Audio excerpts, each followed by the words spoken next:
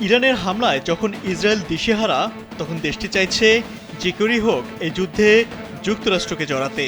আর সে চেষ্টায় এবার সফল হতে চলছে নেতানিয়াহু।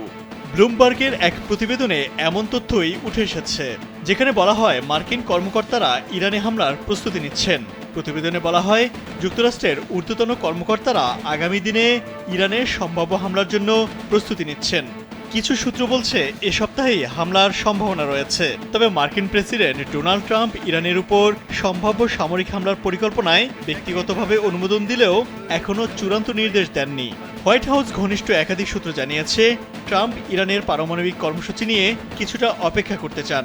তেহরান শেষ পর্যন্ত তাদের পারমাণবিক কার্যক্রম ত্যাগ করে কিনা সেটাই তিনি আগে দেখতে চান। RICL TMX, যুগের পর যুগ স্থাপনা থাকে মজবুত।